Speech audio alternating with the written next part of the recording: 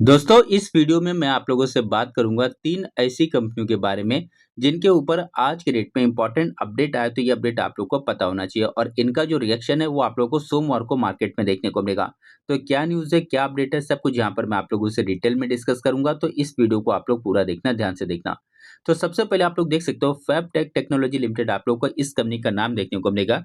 Pharma sector में company आप लोगों को कारोबार करते हुए देखने को मिल जाती है और अभी के समय पर अपने टॉप से आप लोगों को डाउन देखने को मिलेगी और इसको मार्केट में आके बहुत ज़्यादा समय नहीं हुआ है। अगर आप लोग इसके टॉप से इसकी गिरावट देखोगे तो लगभग 40% तक ये कंपनी आप लोग को डाउन देखने को मिल रही है। कंपनी के मार्केट कैप की बात की जाए तो सिर्फ 640 करोड़ का इसका मार्केट कैप है। मतलब ये एक माइक्रो कैप टाइप की बहुत ही छोटी कंपनी है और इस तरह की कंपनियों में रिस्क बहुत ज़्यादा होता है। मतलब कि कभी भी इनमें गिरावट आएगी तो 50, 60, 70, 80, 90% की कंपनियां गिर सकती है और जब भी तेजी आएगी 100, 200, 500, 5,000, 10,000, 50,000% का ग्रोथ भी आप लोग को देखने को मिल सकता है। एक बात समझ के चलना कि स्टॉक मार्केट में कोई भी कंपनी गिरेगी तो 100% से ज़्यादा नहीं गिरेगी, ठीक है? मतलब अगर आप लोगों ने 10,000 लगाया तो मैक्सिमम आपका नुकसान 10,000 का ही होगा। लेकिन अगर कोई कंपनी ऊपर की तरफ जाएगी तो ऐसा नहीं है कि वो 100% होने के बाद में रुक जाएगी। 100 के बाद में 200, 300, 500, 5,000, मतलब आप लोगों ने ऐसी कोई भी कंपनी नहीं देखा होगा जो कि 100%, 200%, 500% माइनस में गिरेगी, ठीक है? लेकिन आप लोगों ने ये ज़रूर देखा होगा कि इस कंपनी ने 2000% का ग्रोथ दिखाया, 5000% का दिखाया या फिर 1000%, 10,000, 1,00,000, इस तरह से आप लोगों ने ऊपर की तरफ अनलिमिटेड ग्रोथ देखा है, लेकिन नीचे की तरफ लिमिटेड आप लोगों ने नुकसान देखा है। तो इसका मतलब क्या हो गया कि स्टॉक मार्केट में जो नुकसान होता है वो लिमिटेड होता है, लेकिन प्रॉफिट अगर होता है तो आप लोग को अनलिमिटेड देखने को मिलता है। तो मेरा ये मानना है कि किसी एक बड़ी कंपनी में 1 लाख रुपए लगाने से अच्छा है कि मान लो कि अगर मैं इस तरह से 10 छोटी-छोटी कंपनियों में 10-10 हज़ार रुपए लगाता हूँ, तो मेरा पोर्टफोलियो पूरी तरीके से डाइवर्सिफाइड भी हो जाएगा और इसमें मान लो कि एक कंपनी नहीं चलेगी, 2 नहीं चलेगी, 3, 4, 5 नहीं चलेगी, ठीक है? लेकिन अगर 5 भी चल गई तो ग्रोथ वहाँ पर आप लोगों को ज़्यादा देखने को मिलता है क्योंकि छोटी कंपनियाँ ज़्यादा भागती है। लेकिन अगर मान लो कि आप लोग बड़ी कंपनी लेते हो और वहाँ पे 10-10 हज़ार लगाते हो तो कोई मतलब नहीं आएगा क्योंकि बड़ी कंपनियाँ बहुत ज़्यादा स्लो चलती है। और दूसरी बात ये है कि बड़ी कंपनियाँ भी अगर मान लो कि आप लोग अपना पोर्टफोलियो बनाओगे तो कम से कम 8-10 कंपनी तो वहाँ पर भी लोगे। उसमें भी क्या पता कि आपकी 2 कंपनी ना चले, 3 कंपनी ना चले और बाकी जो चलेगी तो उनमें भी कोई बहुत ज़्यादा ग्रोथ आप लोग को नहीं देखने को मिलेगा, वो धीरे-धीरे चलते हैं। तो इस तरह से आप लोगों को समझ में आना चाहिए और इस वजह से ज़्यादातर मैं आप लोगों से छोटी-छोटी कंपनियाँ डिस्कस करता हूँ। और अभी के समय पे तो मार्केट में अगर आप लोग देखने जाओगे, तो बहुत सारी छोटी-छोटी ऐसी कंपनियाँ जो अपने टॉप से डाउन है, जिनके फंडामेंटल अच्छे हैं, तो उन सभी कंपनियों को आप लोगों को स्टडी करके चलना है। देखो ये जो वीडियो मैं आप लोगों को बना कर दे रहा हूँ ना, यहाँ पर किसी भी कंपनी को बाय और सेल करने का कोई रिकमेंडेशन नहीं दे रहा हूँ, किसी भी प्रकार का इन्वेस्टमेंट एडवाइस नहीं दे रहा हूँ। ये वीडियो सिर्फ मैं आप लोगों को एजुकेशनल पर्पज़ से बना कर दे रहा हूँ, ठीक है? स्टॉक मार्केट में बहुत ज़्यादा रिस्क होता है। कोई भी डिसीजन लेने से पहले अपने फाइनेंशियल एडवाइजर से एक बार जाकर जरूर सलाह ले लेना। तो आज की अगर बात किया तो आप लोग देख सकते हो कि इस कंपनी को लेकर आप लोगों को एक इंपॉर्टेंट अपडेट देखने को मिलेगा और मैं एनएससी की साइट पर आया हूँ और यहाँ पर आप लोग देख सकते हो कंपनी की तरफ से एक अपडेट है। और यहाँ पर क्या बोला जा रहा है कि along with the progress on our ongoing strategic growth initiative as of March 31, 2026 our order book stand more than 900 crore. मतलब इनका जो ऑर्डर बुक है अभी 900 करोड़ से भी ज़्यादा हो चुका है। कंपनी का मार्केट कैप जैसे मैंने आप लोगों को बताया कि 640 करोड़ का है। मतलब आप लोग ये देखो कि जिस कंपनी का मार्केट कैप लगभग 600 करोड़ के आसपास में है, उस कंपनी का ऑर्डर बुक जो है लगभग 900 करोड़ से भी ज़्यादा है। इसका मतलब ये हुआ कि इसके मार्केट कैप से भी ज़्यादा इस कंपनी के पास में आप लोग को ऑर्डर बुक देखने को मिल रहा है, ठीक है? तो छोटी कंपनी के हिसाब से अच्छा खासा ऑर्डर बुक है। उसके बाद में आप लोग देख सकते हो कि entry and expansion in the animal health segment, तो ये ऑलरेडी फार्मा सेक्टर में काम करती है और आप लोग देख सकते हो कि एनिमल हेल्थ की अगर बात करें तो उस सेक्टर में भी आप लोग को अभी एंटर करते हुए देखने को मिल रही है। इसका मतलब ये हुआ कि ये कंपनी अपनी कैपेसिटी बढ़ा रही है, ठीक है? उसके अलावा देख सकते हो कि vaccine and advance pharmaceutical project in the kingdom of Saudi Arabia, तो सऊदी अरेबिया में भी अपना बिजनेस बढ़ा रही है। मतलब कि अलग अलग देशों में भी इसका आप लोगों का भी प्रेजेंस देखने को मिलेगा। उसके बाद में देख सकते हो कि large scale pharmaceutical and infrastructure project across Africa, Africa में भी अपना प्रेजेंस बढ़ा रही है। तो ऑलरेडी लोकल में तो इसका बिजनेस है, उसके साथ में बाहर के देशों में भी अपना प्रेजेंस बढ़ा रही है। मतलब अपनी कैपेसिटी बहुत ज़्यादा बढ़ा रही है। तो इस कंपनी को आप लोग स्टडी करके चलना। प्रॉब्लम क्या होता है ना कि जो बड़ी कंपनियां रहती है वो ऑलरेडी बहुत ज़्यादा ग्रोथ हो चुका होता है। जैसे मान लो कि अभी ब्रिटानिया है, ठीक है? ब्रिटानिया का बिस्किट आप लोगों को कश्मीर में भी मिलेगा, राजस्थान में भी मिलेगा, पंजाब में भी मिलेगा, यूपी में भी मिलेगा, बिहार में मिलेगा, गुजरात में मिलेगा, महाराष्ट्र में मिलेगा, एमपी में मिलेगा, उधर नॉर्थ ईस्ट में मिलेगा, आसाम में मिलेगा, उड़ीसा में भी मिलेगा, नीचे जाओगे तो साउथ में भी मिलेगा। तो कहने का मतलब है कि ब्रिटानिया के बिस्किट आप लोगों को हर जगह मिल जाएगा, ठीक है? लेकिन ऐसी कोई नई कंपनी है, मान लो कि वो सिर्फ अभी महाराष्ट्र में उसका शुरुआत हुआ है, फॉर एग्जाम्पल, ठीक है? समझो कि वो महाराष्ट्र में शुरू हुआ, तो आगे चल के वो गुजरात में भी जाएगा, वो एमपी में भी जाएगा, वो यूपी में भी जाएगा, वो बिहार में भी जाएगा, वो ईस्ट में भी जाएगा, वो वेस्ट में भी जाएगा, वो नॉर्थ में भी जाएगा, वो साउथ में भी जाएगा। तो फॉर एग्जाम्पल मान लो कि इस नई कंपनी का जो सेल है अभी फिलहाल 10 करोड़ है, तो आगे चलकर हो सकता है कि इसका सेल्स आप लोगों को 20 करोड़ देखने को मिले, हो सकता है आगे चल के 30 करोड़ हो जाए, 50 करोड़ हो जाए, 100 करोड़ हो जाए, क्योंकि ये बहुत ज़्यादा एक्सपांड कर रहा है। लेकिन जो कंपनी ऑलरेडी बहुत ज़्यादा ग्रो हो चुका है, जो ऑलरेडी सब जगह उसका प्रेजेंस है, तो उसमें कोई बहुत ज़्यादा ग्रोथ होने की संभावना नहीं रहती। इस वजह से बड़ी कंपनियां जिनके अंदर ऑलरेडी ग्रोथ रहता है वो क्या करते हैं, डिविडेंड देते हैं। लेकिन छोटी कंपनियां क्या करते हैं कि डिविडेंड ज़्यादा नहीं देती है, वो अपने नए नए स्टोर ओपन करती रहती है और अपने प्रेजेंस को बढ़ाती है, और इस वजह से छोटी कंपनियों में ग्रोथ आप लोग को ज़्यादा देखने को मिलता है। लेकिन प्रॉब्लम ये होता है कि अगर कंपनी नहीं चली तो उनमें गिरावट भी आप लोग को बहुत ज़्यादा देखने को मिलता है। ठीक है। अब यहाँ पे कंपनी का जो बिज़नेस है 2018 से देखने को मिलेगा, बायो फार्मा इंजीनियरिंग कंपनी आप लोगों को देखने को मिलेगी। करंट प्राइस की अगर बात करें तो ₹144 पे कंपनी ट्रेड कर रही है, और अगर आप लोग इसका इंट्रिंसिक वैल्यू देखोगे तो 247 का है। मतलब यहाँ पे अपने इंट्रिंसिक वैल्यू की अगर बात करें तो 247 वाला जो शेयर है लगभग आप लोग को ₹144 पे मिल रहा है। तो ऑलरेडी इंट्रिंसिक वैल्यू के हिसाब से आप लोगों को थोड़ा सा डाउन देखने को मिलेगा। वहीं पे कंपनी की अगर बिज़नेस की बात की जाए तो 2020 में 133 करोड़ का इसका सेल्स था, जो बाद में 121 हो गया, फिर 257 हो गया, और अभी देखोगे तो 327 करोड़ है। तो सेल्स में आप लोगों को एक अच्छी ग्रोथ देखने को मिलेगी। कंपनी के नेट प्रॉफिट की अगर बात की जाए तो 23 करोड़ था, बाद में 22, 27, 46, तो नेट प्रॉफिट में एक अच्छी ग्रोथ है। प्रॉफिट का जो ग्रोथ है आप लोगों को 10% से फिलहाल ज़्यादा देखने को मिलेगा। रिजर्व चेक करोगे तो 162 करोड़ का रिजर्व, उसके सामने कर्जे की बात की जाए तो सिर्फ 42 करोड़ का आप लोगों को कर्जा देखने को मिलेगा। और वहीं पे शेयर होल्डिंग पैटर्न की बात की जाए तो प्रोमोटर्स के पास में लगभग 69% की हिस्सेदारी है। उसके अलावा आप लोग देख सकते हो कि एफआईज यहाँ पे ना के बराबर है, डीआईज लगभग 2% है।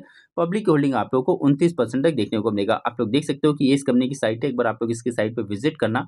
वहीं पे अगर आप लोग इस कंपनी का रेवेन्यू चेक करोगे ग्राफ के माध्यम से तो अभी थोड़ी सी यहाँ पर आप लोग को वॉलेटिलिटी देखने को मिलेगी। लेकिन कंपनी की अगर नेट प्रॉफिट की बात करें तो नेट प्रॉफिट में आप लोगों को एक अच्छा ग्रोथ जो है वो देखने को मिल रहा है। ठीक है, तो इस कंपनी को यहाँ पर आप लोग स्टडी करके चलना।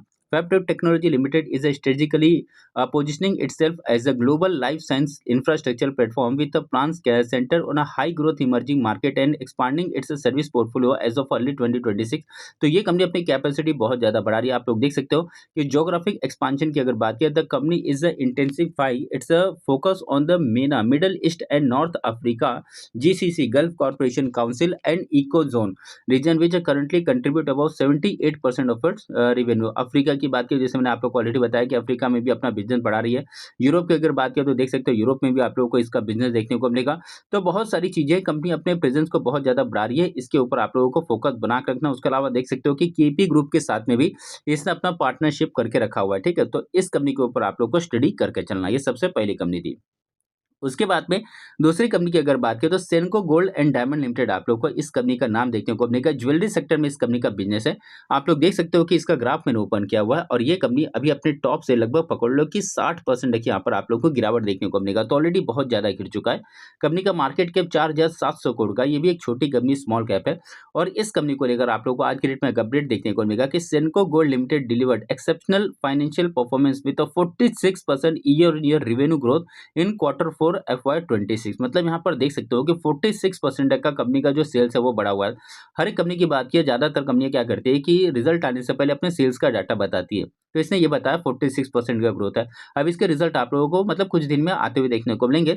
अब इसका जो रिएक्शन है सेल्स की वजह से हो सकता है सोमवार को आप लोगों को ये पॉजिटिव देखने को मिल जाए। और क्या बोला जा रहा है कि and 35% growth for the full year driven by strong wedding season demand and strategic expansion. तो शादियां बहुत सारी हुई हैं, और उसके अलावा इन्होंने अपनी कैपेसिटी भी बहुत ज़्यादा बढ़ाया, बहुत सारे नए नए स्टोर ओपन किए हैं, और इस वजह से इस कंपनी के अंदर आप लोगों को एक अच्छी ग्रोथ देखने को मिल रही है। 1994 से इस कंपनी का बिजनेस है। वहीं पे करंट प्राइस अगर आप लोग देखोगे तो ₹289 पे कंपनी ट्रेड कर रही है, और अगर आप इसका इंट्रिंसिक वैल्यू देखोगे तो 445 का है। तो एक्चुअल वैल्यू इस कंपनी की 445 की है, बट ये जो कंपनी है लगभग आप लोग देख सकते हो कि 289 पे ट्रेड करा, तो ऑलरेडी बोल सकते हो कि बहुत ज़्यादा डाउन है।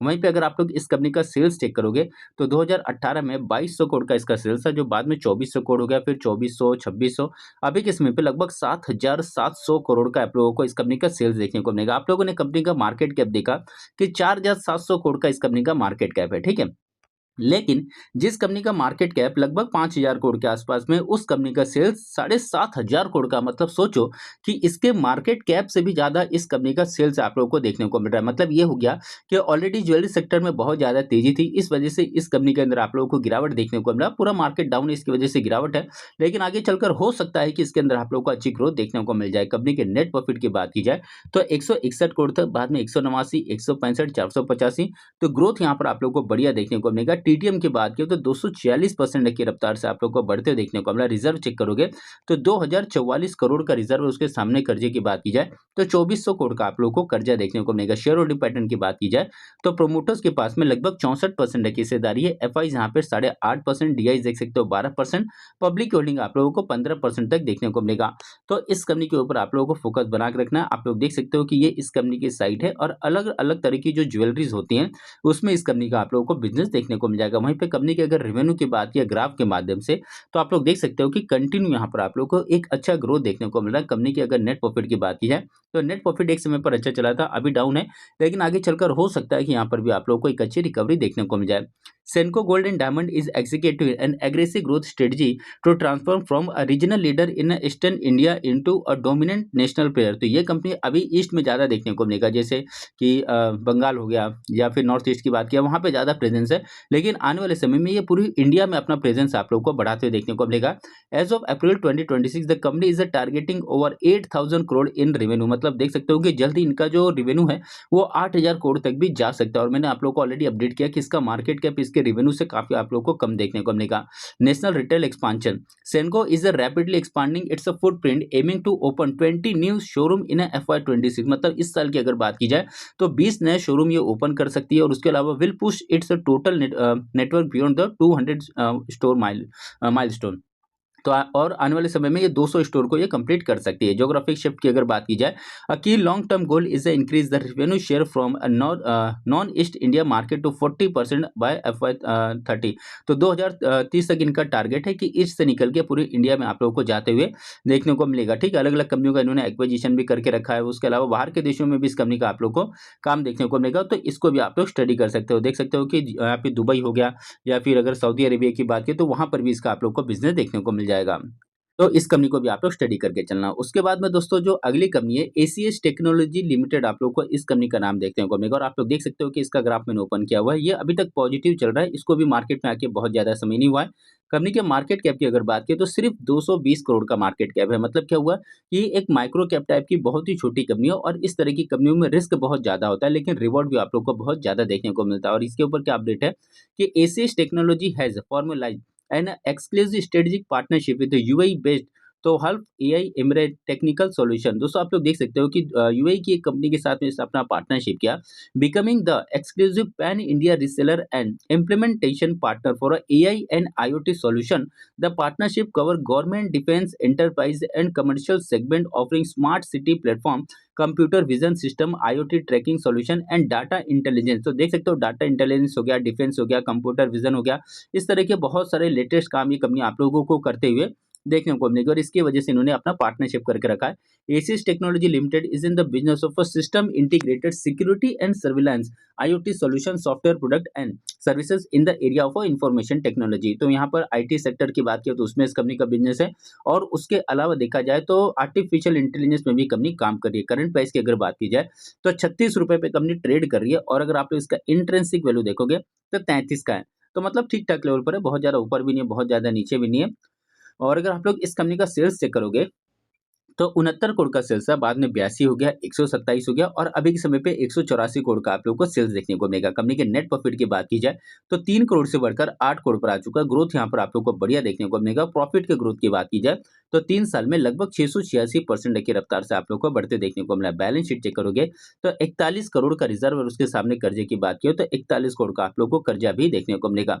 वहीं पे शेयर होल्डिंग पैटर्न की अगर बात की जाए तो प्रोमोटर्स के पास में 43% की हिस्सेदारी है और पब्लिक देख सकते हो 56% है। एफआईडीआईज यहाँ पे नहीं है और पब्लिक के पास में होल्डिंग ज़्यादा है, तो ये थोड़ी-सी आप लोगों को ज़्यादा रिस्की कंपनी देखने को मिलेगा। कंपनी की अगर रेवेन्यू की बात की ग्राफ के माध्यम से, तो यहाँ पर आपको दिख रहा है कि हर साल इसका जो रेवेन्यू है कंटिन्यू ऊपर की तरफ जा रहा है।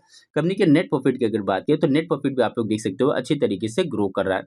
वहीं पे इस कंपनी की अगर बात करें तो ACS technology limited formally NL industry India limited is currently executing a high growth strategy centered on expanding its digital infrastructure and a security solution in India and the Middle East। ठीक है, तो middle east हो गया और India में इसका आप लोगों को ज्यादा प्रेजेंस देखने को मिलेगा। Middle East entry, the company has approved the formation of a new subsidiary ACS Innovista technology private limited to deliver digital transformation cyber security and IT consulting services in the Middle East. ठीक है, वहीं पे exclusive India partnership की अगर बात करें तो ACS has sign an exclusive agreement with a UAE based Tohalf AI Emirate to with a solo reseller and implementation partner for the AI and IoT smart city platform in India। Evasion MRO हो गया, उसके अलावा देख सकते हो कि digital ecosystem, defence sector growth, बहुत सारी चीज़ यहाँ पे देखने को मिलेगा। इसके अलावा डाटा सेंटर्स की अगर बात करें तो ACS is delivering 6 racket integrated data centre और हिंदुस्तान एरोनॉटिक्स लिमिटेड देख सकते हो बड़ी बड़ी कंपनियों के साथ में भी ये अपना काम कर रही है, तो इस कंपनी के ऊपर भी आप लोगों को नजर बना के रखना है। तो दोस्तों इस वीडियो में मैंने आप लोगों से किसी भी कंपनी को बाय और सेल करने का कोई रिकमेंडेशन नहीं दिया, किसी भी प्रकार का इन्वेस्टमेंट एडवाइस नहीं दिया। ये वीडियो सिर्फ मैंने आप लोगों को एजुकेशनल पर्पज से बनाकर दिया। स्टॉक मार्केट में बहुत ज़्यादा रिस्क होता है, कोई भी डिसीजन लेने से पहले अपने फाइनेंशियल एडवाइजर से एक बार जाकर जरूर सलाह ले लेना। तो इस वीडियो को मैं क्लोज करता हूँ। अब मैं आप लोगों को मिलूंगा अपना अगले वीडियो में, तब तक के लिए धन्यवाद।